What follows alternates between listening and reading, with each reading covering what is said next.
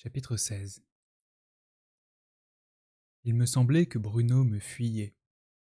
J'étais hanté par cette peine que je voyais sur son visage. D'habitude, il passait au piano 5 ou 6 heures par jour et il m'arrivait de demeurer longtemps sous sa fenêtre, à l'écouter.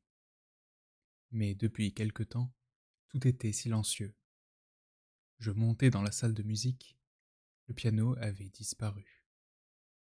Il me vint alors une idée en apparence folle, mais qui était bien celle que je me faisais du chagrin d'amour. Bruno avait fait jeter son piano à la mer.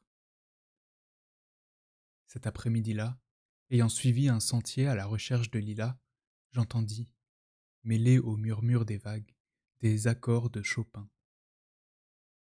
Je fis quelques pas sur le chemin de sable couvert d'aiguilles vertes et débouchai sur la plage. À ma gauche, j'aperçus le piano, sous un grand pin penché dans cette attitude des très vieux arbres dont les cimes semblent rêver du passé. Bruno était assis au clavier à une vingtaine de pas de moi. Je le voyais de profil, et, dans l'air marin, son visage me parut d'une pâleur presque fantomatique. Car c'était en fin du jour cette lumière qui atténue plus qu'elle n'éclaire, et que les cris des mouettes déchiraient soudain comme des cornes de brume. Je m'arrêtai derrière un arbre. Ce n'était pas pour me cacher, mais parce que tout était tellement parfait dans cette symphonie nordique de pâleur et de mer que je craignais d'interrompre un de ces moments qui peuvent durer toute une vie, pour peu qu'il y eût mémoire.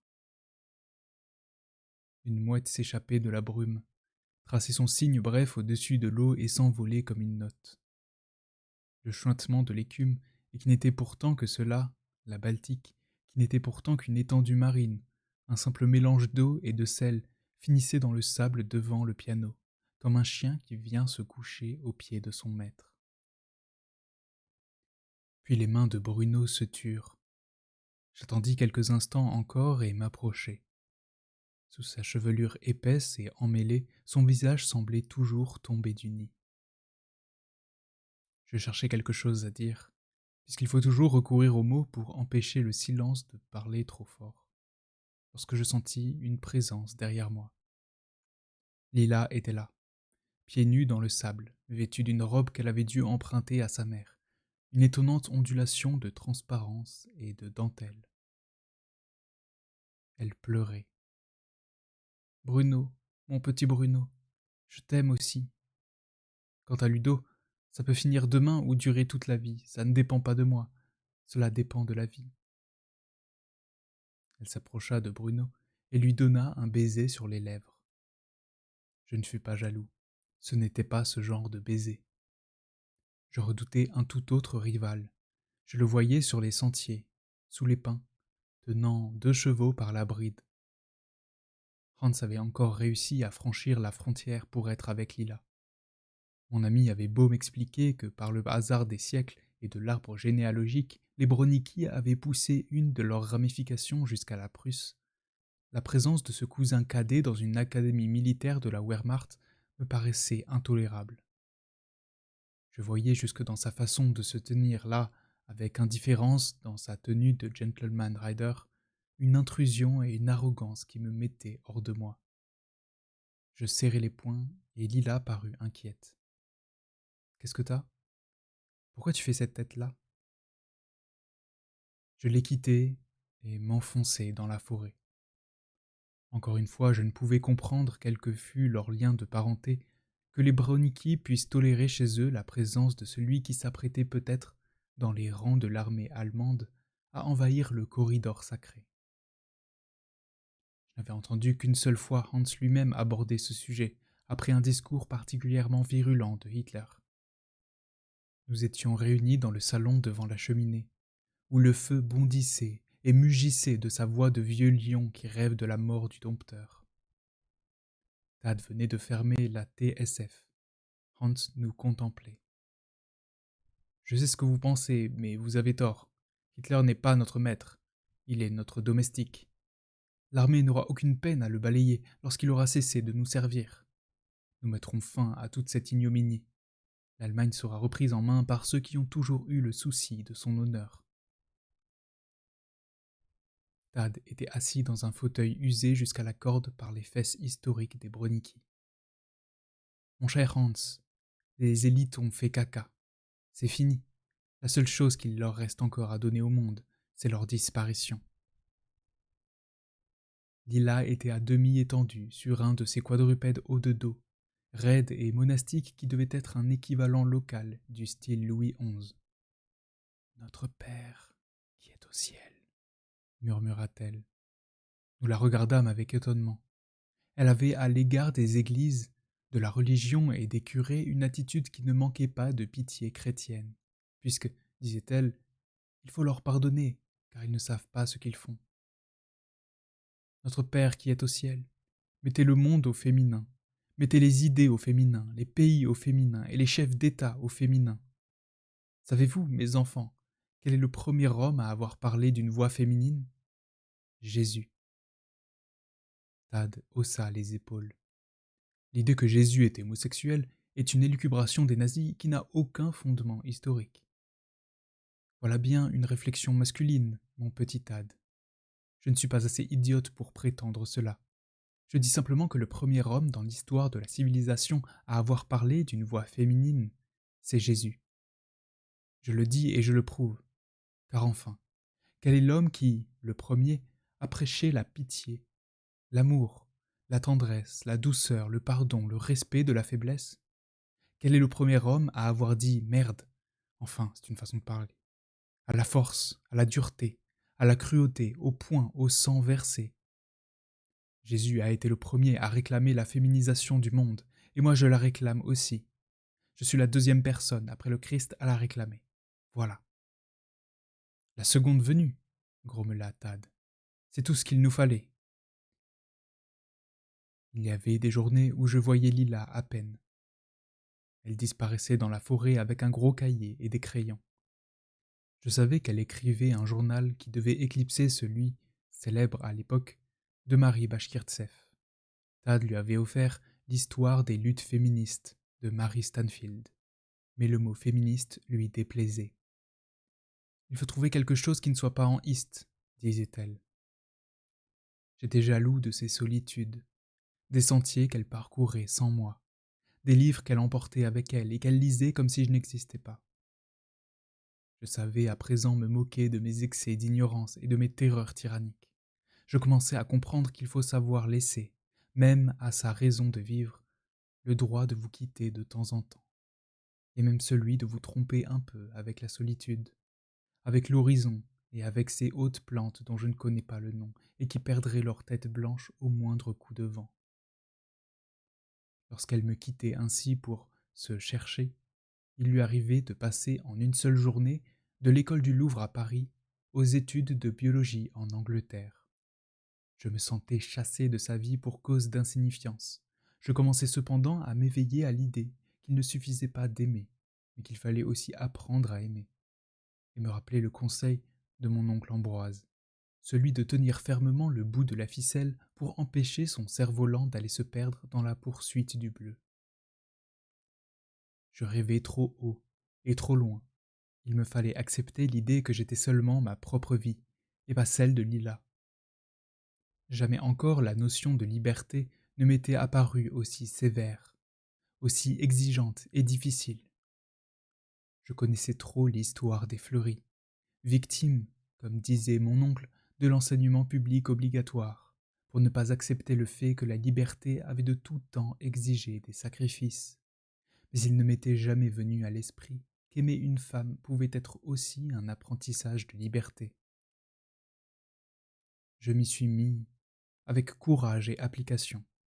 Je ne partais plus dans la forêt à la recherche de Lila, et lorsque ses absences se prolongeaient, je luttais contre la sensation d'insignifiance et d'inexistence qui me gagnait, en m'amusant presque de me sentir de moins en moins, jusqu'au moment où, pour mieux en rire, j'allais me regarder dans une glace, pour m'assurer que je n'étais pas devenu un nain. Il faut dire que ma sacrée mémoire ne me facilitait pas les choses. Dès que Lila me quittait, je la voyais si clairement que j'en venais à me reprocher de l'espionner. Peut-être faut-il avoir aimé plusieurs femmes pour apprendre à en aimer une seule. rien ne peut nous préparer à un premier amour. Et lorsque Tad me disait parfois « Allons, tu vas aimer d'autres femmes dans la vie », voilà qui ne me paraissait pas une façon gentille de parler de la vie. Il y avait au château 3 bibliothèques, où les volumes brodés d'or et de pourpre couvraient les murs, et j'y venais souvent pour chercher dans les livres quelques raisons de vivre autres que Lila. Il n'y en avait pas. Je commençais à avoir peur. Je n'étais même pas sûr que Lila m'aimait vraiment, que je n'étais pas seulement son petit caprice français, ainsi que Madame Bronica me l'avait dit un jour. Lila nous appelait, Tad, Bruno, Hans et moi-même, ces 4 cavaliers de l'anti-apocalypse, qui allaient tous devenir des bienfaiteurs de l'humanité, et moi, je ne savais même pas monter à cheval. Lorsqu'elle m'abandonnait ainsi à moi-même, je me réfugiais dans la lecture. Stas Bornicki, que l'on voyait rarement à Grodek, il était retenu à Varsovie par une affaire d'honneur, car Genia était devenue, disait-on, la maîtresse d'un haut personnage de l'État, et son époux ne pouvait la laisser seule dans la capitale sans que le nom de Bronicki ne souffrît d'un excès d'évidence. Me trouvant un jour plongé dans la lecture d'une édition originale de Montaigne, déclama, en me montrant d'un geste large ses trésors de bibliophile. J'ai passé ici les heures les plus exaltantes et les plus inspirées de ma jeunesse, et c'est ici que, dans mes vieux jours, je viendrai retrouver ce qui fut ma vraie raison de vivre, la culture. Mon père n'a jamais lu un livre de sa vie, me glissa Tad à l'oreille. Mais cela n'empêche pas le sentiment. L'état de transe dans lequel je tombais lorsque les absences de Lila se prolongeaient ou lorsque, comble de malheur, Hans apparaissait, et qu'ils partaient tous les deux à cheval sur les pistes forestières, ne passait pas inaperçu de mes amis.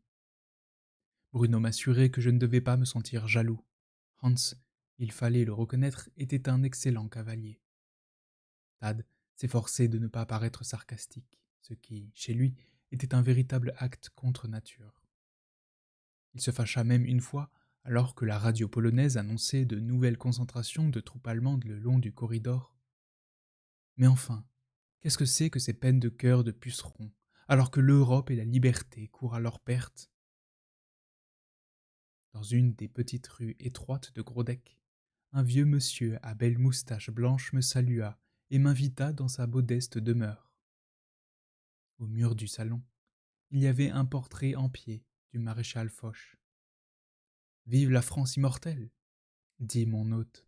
« Vive la Pologne éternelle !» répondis-je. Il y avait quelque chose de mortel dans ces assurances d'immortalité.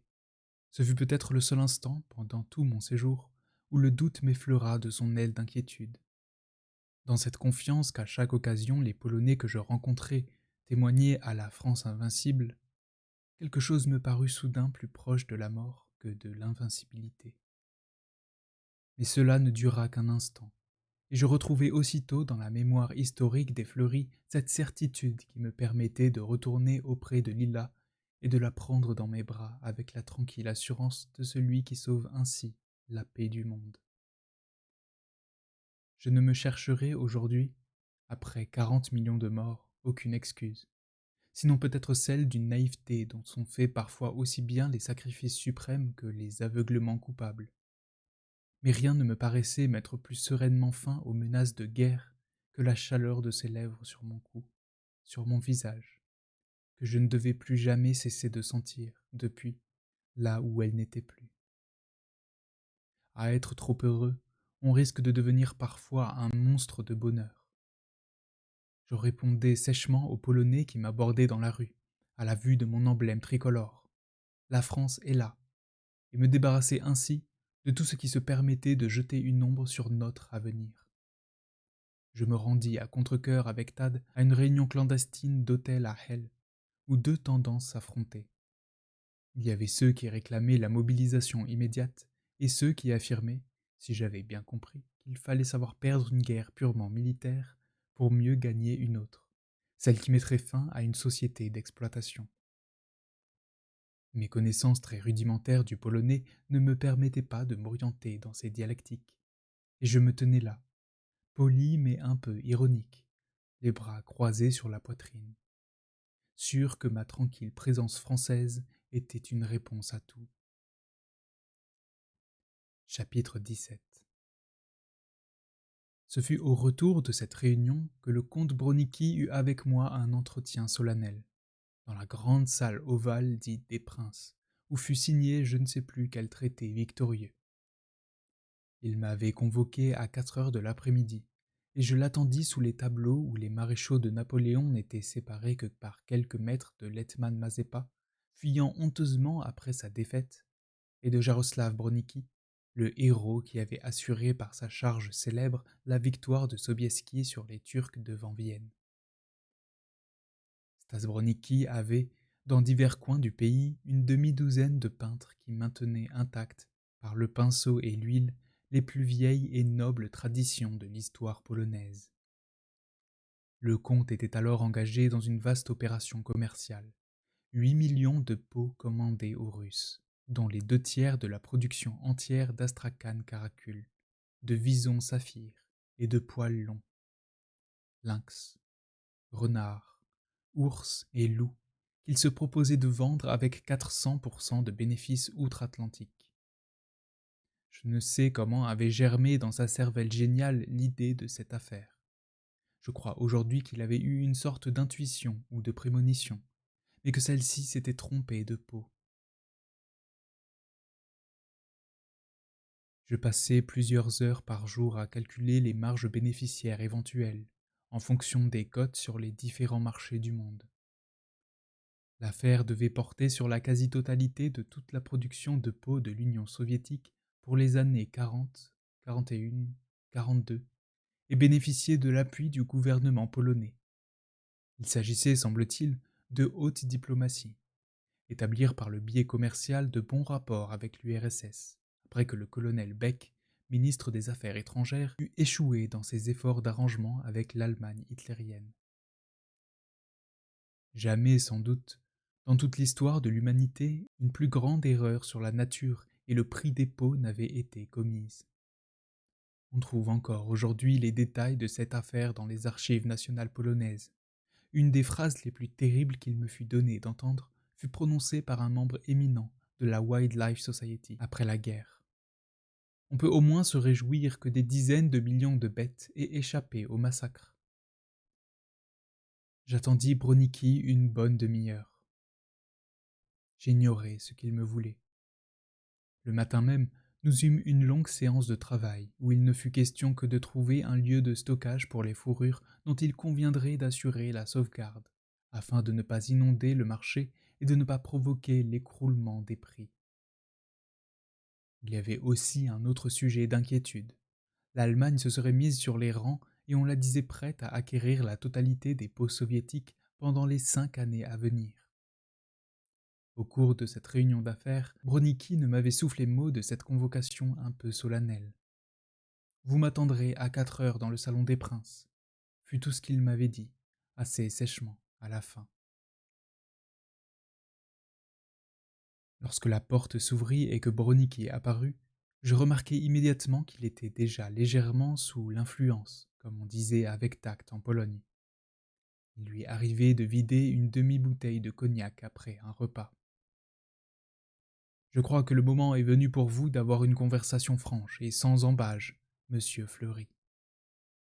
C'était la première fois qu'il me donnait du monsieur et m'appelait par mon nom de famille, mettant sur Fleury une insistance qui me parut singulière. Il se tenait devant moi, en veste et pantalon de golf, les mains derrière le dos, s'élevant de temps en temps légèrement sur la pointe des pieds. Je n'ignore rien de vos rapports avec ma fille. Vous êtes son amant. Il leva la main. Non, non, inutile. Ne niez pas. Vous êtes, j'en suis sûr, un jeune homme qui a le sens de l'honneur et des obligations qui l'imposent. Je pense donc que vos intentions sont honorables. Je tiens simplement à m'en assurer. Il me fallut quelques secondes pour reprendre mes esprits. Tout ce que je parvins à balbutier fut: « Je désire en effet épouser Lila, monsieur. » Le reste, où traînait le plus heureux des hommes, et, le sens même de ma vie se perdit dans un murmure. Bronicky me toisa, le menton en avant. Je vous croyais pourtant un homme d'honneur, monsieur Fleury, me lança-t-il. Je ne comprenais plus. Je croyais, ainsi que je vous l'ai dit, que vos intentions étaient honorables. Je m'aperçois avec regret qu'elles ne le sont pas. Mais que vous couchiez avec ma fille est, comment dirais-je, un agrément qui ne tire pas à conséquence. Dans notre famille, nous ne demandons pas à nos femmes la sainteté. La fierté nous suffit. Mais il ne saurait être question d'un mariage de ma fille avec vous, monsieur Fleury. Je suis sûr que vous êtes promis à un brillant avenir, mais, étant donné le nom qu'elle porte, ma fille a toutes les chances du monde d'épouser quelqu'un de sang royal, et elle reçoit régulièrement, vous ne l'ignorez pas, des invitations à la cour d'Angleterre, et à celle du Danemark, du Luxembourg et de Norvège. C'était vrai. J'avais vu moi-même ces cartons gravés s'aligner sur la table de marbre du hall. Mais il s'agissait presque toujours de réceptions où les invités devaient se chiffrer par centaines. Lila me l'expliquait. C'est toujours à cause de ce maudit corridor.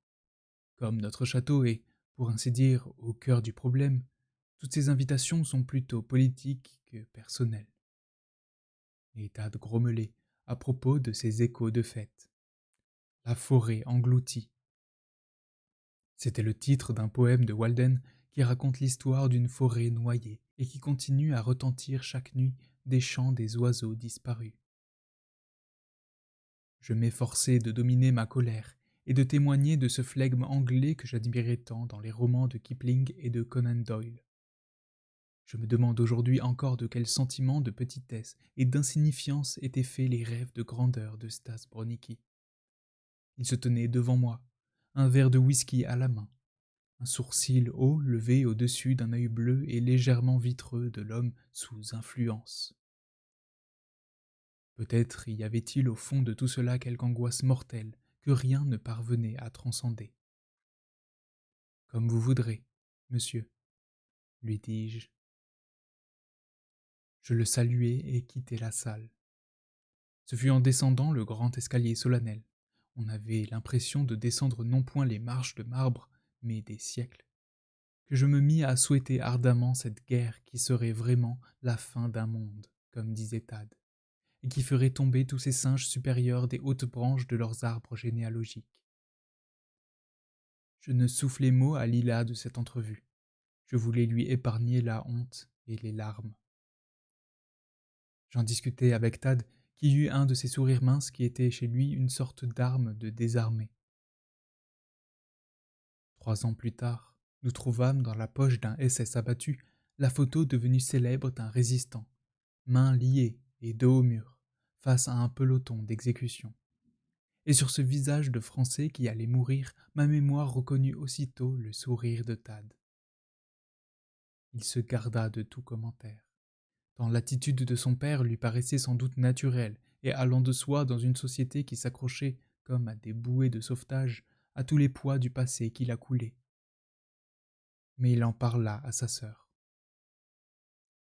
J'appris que Lila s'était précipitée dans le bureau de son père et le traita de maquereau.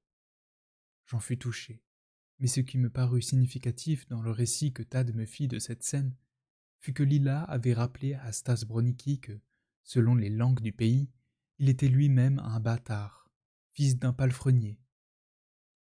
Je ne pus m'empêcher de tirer quelque amusement à l'idée que mon ami, jusque dans son indignation égalitaire, avait vu dans « fils de palefrenier » la pire des insultes. Bref, j'apprenais l'ironie et je ne sais si je le devais aux leçons de Tad ou si, la maturité venant, je commençais spontanément à m'armer pour la vie. Le résultat de cette entrevue fut que Lila commença à rêver d'elle-même, d'une façon toute nouvelle et qui enchantait Tad. Elle venait dans ma chambre les bras chargés de littérature subversive que son frère s'était jusqu'à présent en vain efforcé de lui faire lire. Mon lit était couvert de pamphlets imprimés clandestinement par le groupe d'études de Tad. Pelotonné sous le baldaquin qui avait abrité des sommeils princiers, Les genoux ramenés sous le menton, elle lisait Bakounine, Kropotkin et des extraits des œuvres d'un certain Gramsci, dont son frère était un admirateur inconditionnel. Elle m'interrogeait sur le Front populaire, dont je ne connaissais guère que le cerf-volant de Léon Blum que mon oncle gardait dans un coin de son atelier.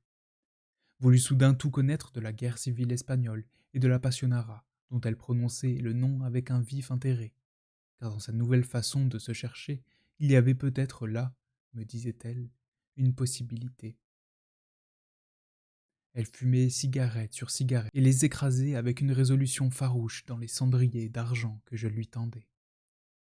J'étais sensible à cette manière de me rassurer, de me montrer sa tendresse et peut-être de m'aimer. Je me doutais bien qu'il y avait, dans sa soudaine flambée révolutionnaire, plus d'élégance de sentiment que de quelconque conviction. Nous finissions par jeter les livres et les pamphlets sur le tapis et par nous réfugier dans une passion beaucoup moins théorique. Je savais ainsi que ma vision simpliste des choses, qui aurait pu faire de moi un facteur rural revenant chaque soir auprès de Lila et de nos nombreux enfants, relevait de la même naïveté comique qui faisait tant rire autrefois nos distingués visiteurs du facteur timbré et de ses infantiles cerfs-volants. J'y reconnaissais la survivance de quelques fibres premières ancestrales et indéracinables qui allaient aussi mal que possible avec ce que Lila pouvait attendre d'un homme auquel elle lirait son destin.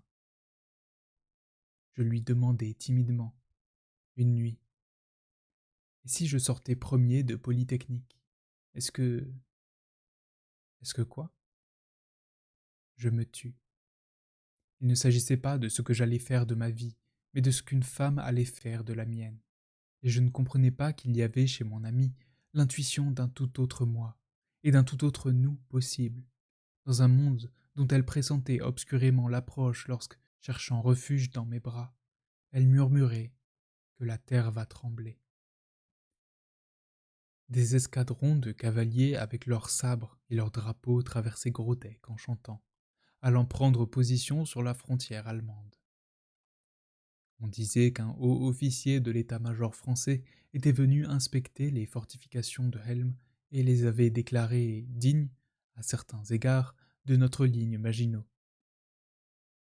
Presque chaque semaine, Hans von Schwedt continuait à traverser clandestinement la frontière interdite sur son beau cheval gris, et venait passer quelques jours auprès de ses cousins. Je savais qu'il risquait ainsi sa carrière, et parfois même sa vie pour être auprès de Lila. Il nous raconta qu'à plusieurs reprises, des gardes avaient tiré sur lui, une fois du côté polonais, une fois du côté allemand. Je supportais difficilement cette présence, et encore plus mal l'amitié que Lila lui témoignait. Ils faisaient ensemble dans la forêt de longues promenades à cheval. Je ne comprenais pas cette fraternisation aristocratique au-dessus de la mêlée. Il me semblait qu'il y avait là une absence de principe. Je me rendais dans le salon de musique où Bruno s'exerçait au piano des journées entières. Il se préparait à partir en Angleterre, invité au concours de Chopin à Édimbourg. L'Angleterre aussi cherchait à prodiguer en ces jours périlleux à la Pologne des encouragements de sa sereine puissance. Je ne conçois pas que les Broniquiers reçoivent chez eux un homme qui est sur le point de devenir un officier dans l'armée de l'ennemi, lui lançai-je, en me laissant tomber dans un fauteuil. Il est toujours temps d'être ennemi, mon vieux. Toi, Bruno, un jour, tu vas crever de gentillesse, de tolérance et de douceur. Eh bien, à tout prendre, ce n'est pas une mauvaise façon de crever. Je ne devais jamais oublier cet instant. Je ne devais jamais oublier cet instant. Je ne devais jamais oublier ses longs doigts sur le clavier, ce visage tendre sous sa broussaille. Lorsque le destin abattit ses cartes, rien ne m'avait préparé à un tel retournement. Celle de Bruno avait vraiment dû tomber d'un autre jeu.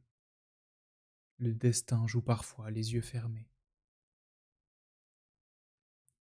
Chapitre 18. L'été commençait à avoir mauvaise mine. Ce n'était que nuages et brumes. Le soleil grignotait à peine la ligne de l'horizon. Les pins devenaient plus silencieux, leurs branches perdues d'humidité marine. C'était déjà la saison sans vent qui attend les tempêtes de l'équinoxe. Il y avait des papillons que nous n'avions jamais vus, d'un brun velouté et sombre, plus grands et plus lourds que ceux de l'été. Lila demeurait blottie dans mes bras, et je ne m'étais encore jamais senti aussi présent dans ces silences. On se prépare des souvenirs, disait-elle. De toutes les heures de la journée, 5 heures de l'après-midi étaient ma pire ennemie, car l'air devenait trop frais et le sable trop humide. Il fallait se lever, se séparer, se couper en deux. Il y avait encore un dernier bon moment où Lila ramenait la couverture sur nous et se serrait contre moi un peu plus, pour avoir plus chaud. Vers 5h30, la Baltique vieillissait d'un seul coup. Sa voix se faisait plus acariâtre, plus grincheuse. Les ombres s'abattaient sur nous avec leurs battements d'ailes vaporeux. Une dernière étreinte jusqu'à ce que la voix de Lila mourût sur ses lèvres qui demeuraient entr'ouvertes et immobiles. Ses yeux agrandis perdaient leur vie. Son cœur se calmait lentement sur ma poitrine. J'étais encore assez stupide pour me sentir alors comme un maître d'œuvre fier de sa force. Toutes ces vanités disparurent lorsque je compris que j'aimais Lila d'une manière qui ne pouvait s'accommoder d'aucune limite, ni donc de sexualité, et qu'il y avait une dimension du couple qui ne cesse de grandir, alors que le reste ne fait que s'amenuiser. Qu'est-ce que tu vas devenir quand nous allons nous quitter, Ludo? Je vais crever. Ne dis pas de bêtises. Je vais crever pendant 50, 80 ans, je ne sais pas. Les fleuris vivent vieux. Tu peux donc être tranquille. Je prendrai bien soin de toi, même quand tu m'auras quitté depuis longtemps. J'étais sûr de la garder, et je ne me doutais guère encore combien la raison de ma certitude était comique. Il y avait dans cette confiance dans ma virilité tout le triomphalisme naïf de mes 18 ans. Chaque fois que j'écoutais monter sa plainte, je me disais que c'était de moi qu'il s'agissait là-dedans, et que personne ne pouvait faire mieux. Ce furent sans doute mes dernières naïvetés d'adolescence. Je ne sais pas si je devrais te revoir, Ludo. Je veux rester entière. Je me taisais. Elle continua donc à se chercher. Elle ne trouverait que moi. Le crépuscule s'épaississait autour de nous. Les cris des mouettes venaient de très loin et ressemblaient déjà à des souvenirs. Tu as tort, ma chérie. J'ai mon avenir assuré. Grâce au prestige de mon oncle, je suis à peu près certain d'avoir un bon petit emploi au PTT à Cléry, et tu pourras enfin connaître la vraie vie. Elle rit. Bon, voilà que c'est la lutte des classes maintenant. Il ne s'agit pas de tout ça, Ludo. Et de quoi s'agit-il? De Hans? Ne sois pas mesquin. Est-ce que tu m'aimes? Oui ou non? Je t'aime, mais ce n'est pas la fin de tout. Je ne veux pas devenir ta moitié. Tu connais cette affreuse expression. Où est ma moitié? Vous n'avez pas vu ma moitié. Je veux, lorsque je te rencontrerai dans 5, 10 ans, avoir un coup au cœur. Mais si tu rentres à la maison chaque soir, pendant des années et des années, il n'y aura plus de coups au cœur, il n'y aura plus que des sonnettes. Elle écarta la couverture et se leva. Je me demande encore parfois ce qu'elle est devenue, cette vieille couverture de Zakopane. Je l'avais laissée là parce que nous devions revenir, et nous ne sommes jamais revenus.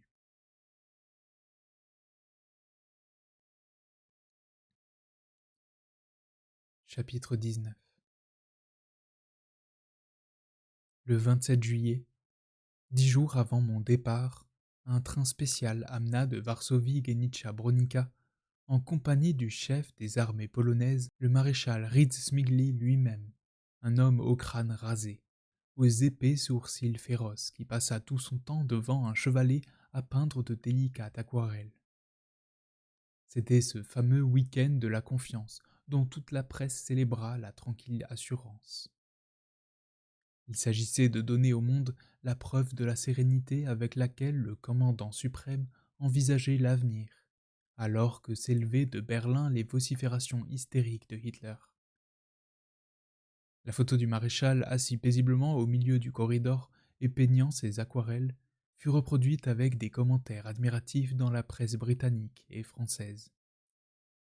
Parmi les autres invités que Genitcha avait amenés avec elle de Varsovie, il y avait une voyante célèbre, un acteur qui nous fut présenté comme le plus grand Hamlet de tous les temps, et un jeune écrivain dont le premier roman allait être traduit dans toutes les langues d'un moment à l'autre. La voyante fut invitée à lire notre avenir dans une boule de cristal, ce qu'elle fit, mais en refusant de nous communiquer les résultats car, étant donné notre jeunesse, il eût été fatal de nous inciter à la passivité, en nous révélant notre chemin déjà tout tracé dans la vie. Elle n'hésita point, par contre, à prédire au maréchal Ridsmigli la victoire de l'armée polonaise sur l'hydre hitlérienne, concluant cependant cette prophétie par une remarque quelque peu sibylline. Mais tout se terminera bien à la fin. Hans, qui se trouvait au château depuis la veille, demeura discrètement dans sa chambre pendant toute la durée de ce week-end de confiance, ainsi que la presse avait décrit l'événement. Le maréchal reprit le train le soir même, suivi par le plus grand Hamlet de tous les temps, après que celui-ci, à la fin du dîner, nous eut récité avec une sincérité incontestable l'être ou ne pas être du monologue fameux, ce qui, tout en étant bien de circonstance, s'accordait assez mal avec l'atmosphère optimiste dont chacun devait témoigner. Quant au jeune romancier, il se tenait parmi nous d'un air lointain, examinant ses ongles et souriant parfois avec un peu de condescendance lorsque madame Bronica tentait d'aborder un sujet littéraire. Il y avait là un domaine sacré qu'il n'entendait pas profaner par la banalité des propos mondains.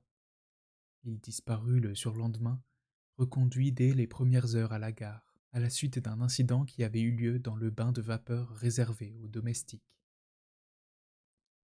La nature exacte de l'incident fut passée sous silence, mais il en est résulté pour l'écrivain un œil au beurre noir, ainsi qu'une entrevue pénible entre le jardinier Wallenty et madame Bronica, au cours de laquelle Genitcha tenta d'expliquer au jardinier que l'on devait pardonner certains égarements au talent sans se mettre en colère. Ce fut un week-end désastreux à tous égards, car on constata la disparition de 6 assiettes en or, ainsi que d'une miniature de Bellini et d'un tableau de Longhi au petit salon bleu de madame Bronica. Le soupçon se porta d'abord sur la voyante, partie la veille, car Genitcha ne pouvait se résigner à accuser la littérature. On comprendra donc ma stupeur lorsque lundi soir, ouvrant un placard pour y prendre une chemise, je découvris à l'intérieur, dans un carton à chapeau, le tableau de Longhi, la miniature de Bellini et les 6 assiettes en or. Je demeurai un moment sans comprendre, mais les objets volés étaient bien là, dans mon placard, et la raison pour laquelle on les y avait mis m'apparut soudain dans un fulgurant éclair d'horreur. Quelqu'un cherchait à me déshonorer. Il ne me fallut pas longtemps pour trouver le nom du seul ennemi capable d'avoir ourdi une machination pareille. L'Allemand. Une odieuse mais habile façon de se débarrasser du petit péquenot normand qui avait commis le crime impardonnable d'être aimé de Lila. Il était 7 heures. Je me précipitai dans le couloir. La chambre de Hans était dans l'aile ouest du château, face à la mer. Je me souviens que, lorsque je fus devant la porte, il y eut chez moi une curieuse manifestation de ces bonnes manières qui m'étaient venues en me frottant au beau monde. Devais-je frapper à la porte ou non? Il me parut que, vu les circonstances, je devais me considérer en terrain ennemi et faire fi des convenances. J'appuyai sur la lourde poignée en bronze et entrai. La chambre était vide. Elle était, comme la mienne, toute noblesse et grandeur, avec ses murs tapissés d'aigles impériaux, et ses meubles où chaque siège vide évoquait l'image de quelque cul seigneurial, et ses lances de chevaux légers polonais croisées au-dessus du feu qui brûlait dans la cheminée. J'entendis le bruit d'une douche. J'hésitai à entrer dans la salle de bain. Ce n'était pas un endroit où l'on pouvait régler une affaire d'honneur. Je revins à la porte, l'ouvris et la refermai avec bruit. Encore quelques secondes et Hans entra. Il portait un peignoir de bain noir avec, sur la poitrine, je ne sais quel emblème de son académie militaire. Ses cheveux blonds et sa figure ruisselaient d'eau. Espèce de salaud, lui lançai-je. C'est toi. Il tenait les mains dans les poches de son peignoir. Cette impavidité, cette absence totale d'émotion était celle d'un homme non seulement habitué à la traîtrise, mais pour qui elle était une seconde nature. Tu as volé les objets et tu les as mis dans mon placard pour me déshonorer. Pour la première fois, il y eut une trace d'expression sur son visage. Un début de surprise ironique, comme s'il eût été étonné à l'idée que la question d'honneur pût se poser avec moi. C'était toute la supériorité dédaigneuse, héréditaire comme la vérole, de ceux qui tenaient de naissance le privilège de mépriser. Je pourrais t'assommer là, avec mes poings nus, lui dis-je, mais ce n'est pas assez. Je t'attends à 11 heures du soir dans la salle d'armes. Je quittai les lieux et rentrai chez moi, où je trouvai Marek, le valet de chambre, venu chercher mes chaussures qu'il cirait matin et soir. C'était un gars râblé, avec les cheveux pommadés et un xup en accroche-cœur au milieu du front, toujours gai et grand coureur de filles. Il fit mon lit en essayant, comme d'habitude, de communiquer avec moi en réduisant son polonais à quelques mots rudimentaires dont il m'attribuait la connaissance. Depuis que j'étais à Grodeck, je m'étais pris d'amitié pour les domestiques du château, lesquels n'étaient, après tout, comme moi, que des paysans déguisés. Rien de plus dur à vaincre que les préjugés, et les préjugés favorables ne sont pas moins tenaces que les autres. Marek battit les oreillers pour leur rendre leur bonne forme obèse, ouvrit la couverture, puis se dirigea vers le placard. Il l'ouvrit, et ne prêtant aucune attention, apparemment, au carton à chapeau et à son contenu, on voyait la vaisselle en or qui étincelait, il apprit ma paire de chaussures de rechange. Puis il referma le placard et s'en alla, mes chaussures à la main. À présent, il n'allait me servir à rien, comme j'en avais l'intention de signaler à madame Bronica la présence dans ma chambre des œuvres d'art volées. Marek les avait vues, et on aurait cru que, perdu pour perdu, je prenais les devants. À 8 heures, lorsque retentit le gong du dîner, je descendis. On me plaçait toujours à la droite de la comtesse, par égard pour la France. Hans était assis au bout de la table. J'avais toujours trouvé qu'il y avait quelque chose de féminin dans les traits de son visage, bien qu'il fût impossible d'utiliser le mot efféminé. Il me regardait parfois avec une trace de sourire. Ma tension nerveuse était telle que je ne pus ni manger ni parler. Il y avait 2 grands candélabres sur la table de chêne, et nos visages s'assombrissaient ou s'éclairaient au gré des courants d'air, dans le jeu des lumières et des ombres. Tad, qui venait d'avoir 19 ans, et souffrait de se trouver à ce carrefour d'âge où la virilité aspire déjà à des accomplissements que l'adolescence interdit encore, évoquait la guerre perdue des républicains espagnols contre Franco, avec une passion dans la voix qui devait être celle des compagnons de Byron ou de Garibaldi. Madame Bronica l'écoutait avec consternation, en triturant les miettes de pain sur la table. Que son fils se laissât aller à une pareille ferveur pour la mémoire d'une Catalogne où les anarchistes avaient dansé dans les rues avec les momies et les religieuses déterrées ne faisait que confirmer à ses yeux, ainsi qu'elle nous le répétait, l'influence néfaste exercée sur la jeunesse par Picasso, car il ne faisait pas de doute pour elle que toutes les horreurs qui avaient lieu en Espagne étaient plus ou moins directement son œuvre. Cela avait commencé, nous dit-elle, de cet air que Tad appelait définitif, avec les surréalistes. Aussitôt le dîner terminé, je baisai la main de Kenitschka et remontai dans ma chambre. Lila m'avait regardé à plusieurs reprises avec étonnement, car, n'ayant point encore appris l'art mondain de faire des grimaces pour cacher mes sentiments, j'avais du mal à dissimuler ma fureur. Lorsque je quittai la salle à manger, elle me suivit et s'arrêta au pied de l'escalier. Qu'est-ce qu'il y a, Ludo? Rien. Qu'est-ce que je t'ai fait? Fiche-moi la paix. Il n'y a pas que toi qui compte. Jamais encore je ne lui avais parlé ainsi. Si j'avais eu 10 ans de plus, j'aurais pleuré de rage et d'humiliation. Mais j'étais encore trop jeune. J'avais de la virilité, cette idée qui laisse toujours les larmes à leur féminin et exclut ainsi de l'homme une part fraternelle. Ses lèvres tremblèrent légèrement. Je lui avais fait de la peine. Je me sentis mieux, moins seul. Excuse-moi, Lila, j'ai le cœur lourd. Je ne sais pas si vous avez cette expression en polonais, Ciężkie serce. dit-elle.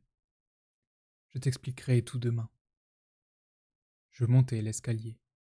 Il me semblait que je venais de parler enfin à Lila d'égal à égal. Je me retournai. Il y avait dans son expression, me semblait-il, un peu d'anxiété. Peut-être craignait-elle de me perdre. Elle avait vraiment une imagination débordante. Il ne s'agissait pas que de moi-même. Je me sentais blessé au plus profond des miens. Il n'y avait pas un fleuri qui ne fût souillé par l'insulte.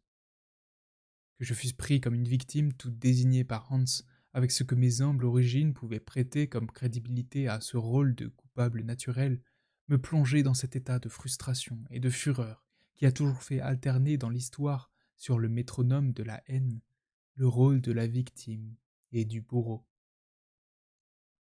J'étais en proie à une impatience fébrile qui faisait de chaque minute qui passait un ennemi de plus. Il me semblait que le temps se traînait avec une préméditation dans la lenteur, et peut-être même une malveillance à mon égard qui faisait de ce vieil aristocrate poussiéreux un digne complice de tous les ci-devant.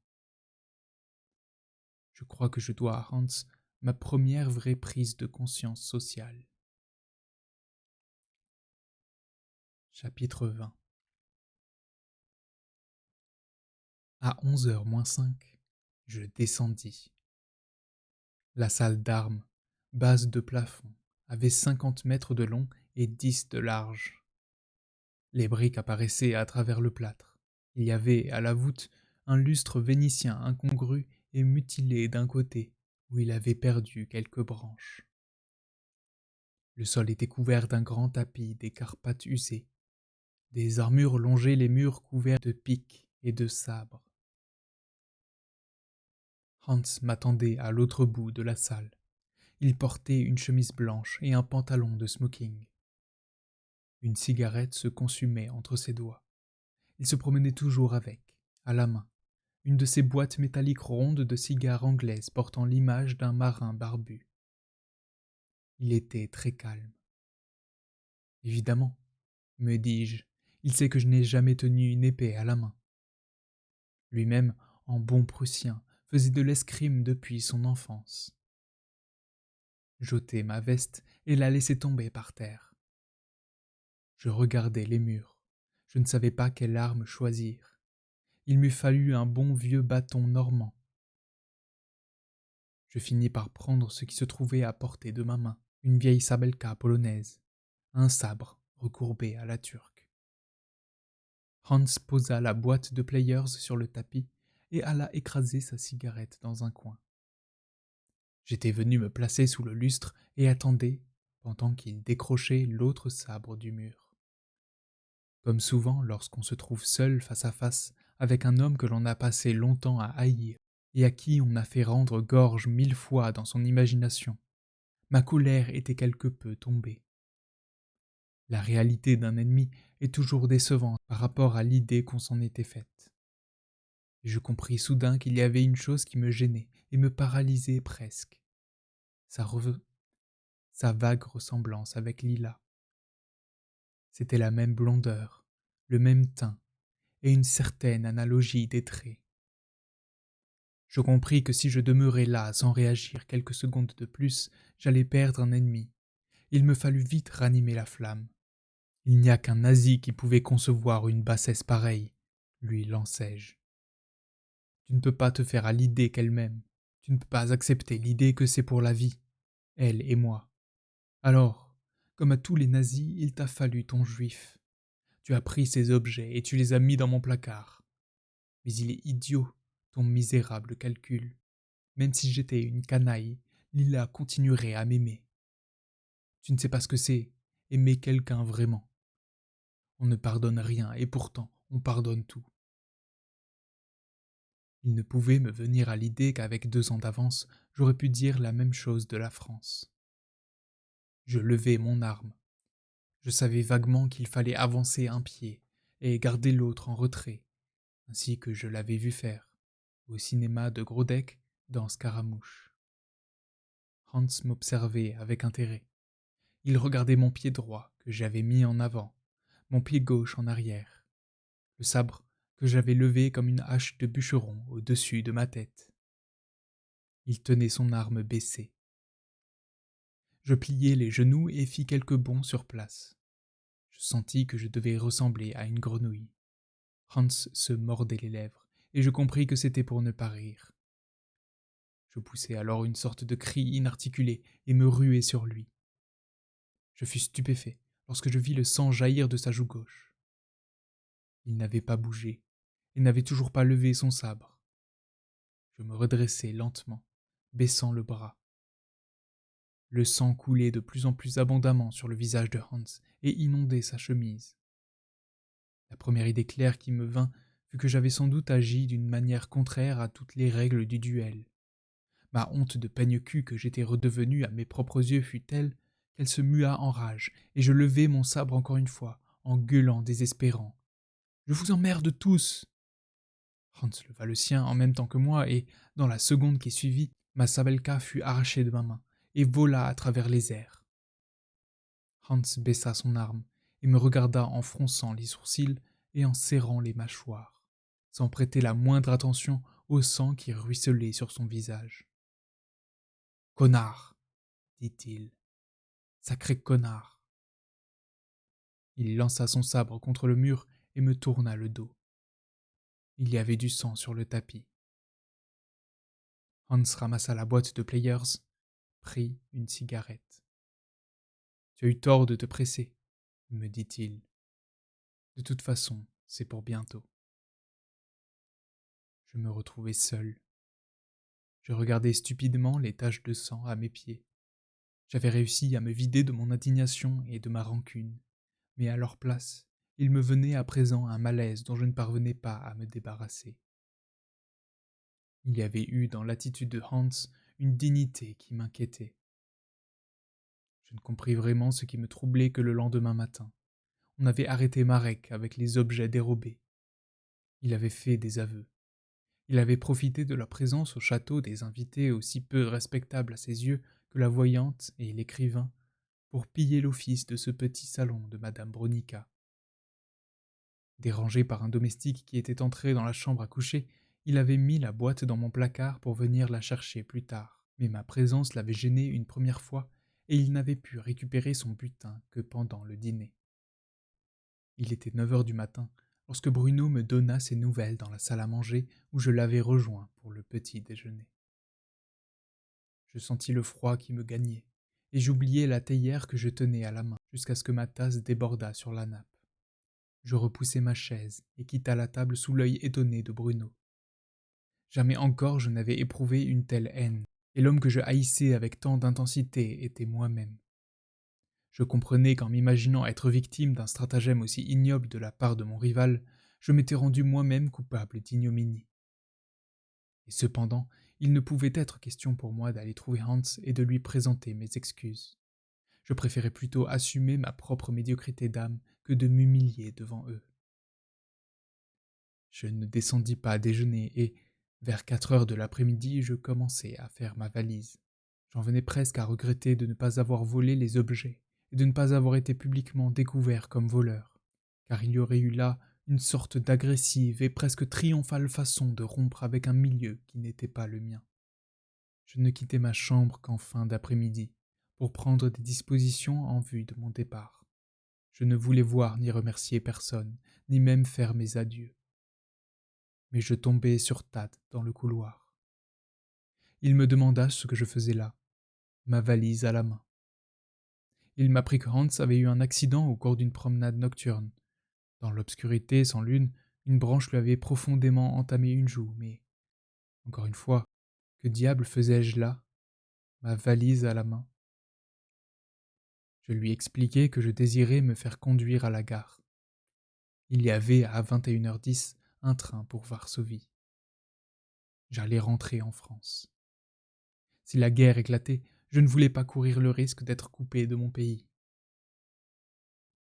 Ce fut à ce moment-là que je vis Hans, à l'autre bout du couloir, venant lentement dans notre direction, son éternelle boîte ronde de cigares anglaises à la main. Un pansement couvrait sa joue gauche. Il s'arrêta près de nous, très pâle, mais étrangement paisible. Jeta un regard à la valise que je tenais à la main. « Je pars cette nuit, dit-il. Il tourna sur ses talons et s'éloigna.